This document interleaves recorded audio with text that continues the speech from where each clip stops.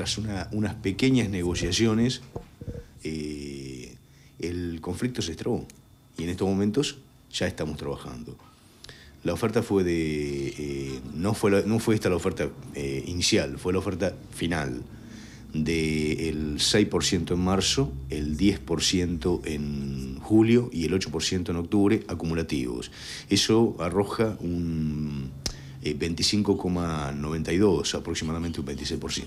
Lo que digo que es muy curioso haber mantenido una posición durante casi 3 meses, 2 meses y algo más, forzando una instancia a la que los trabajadores no estaban dispuestos.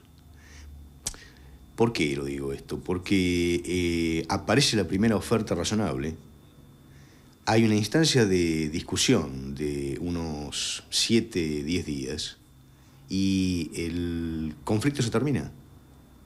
O sea, esto es muy curioso.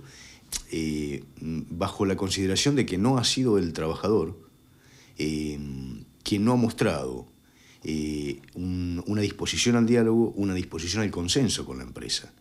En cuanto tuvimos la primera oferta razonable, el problema se resolvió. Es importante que esto lo entienda la población, porque por ahí a veces se le ha, digamos, pegado al trabajador de Camusi innecesariamente. En realidad hubo una instancia suscitada por la empresa, digamos, una prolongación en el tiempo de una coyuntura que la empresa alentó. Las razones. Bueno, yo intuyo que en alguna medida nos han querido usar como cabeza de turco en su avanzado con el conflicto, con su conflicto, su propio conflicto con el gobierno nacional, por el cuadro tarifario. ¿Se volvió a operar normalmente? ¿Hay algún tipo de restricción en cuanto a las dudas, consultas que hubo durante todo este tiempo? Se opera normalmente. En estos momentos está todo Camusi, todos los trabajadores de Camusi en la mitad de la República Argentina están trabajando normalmente.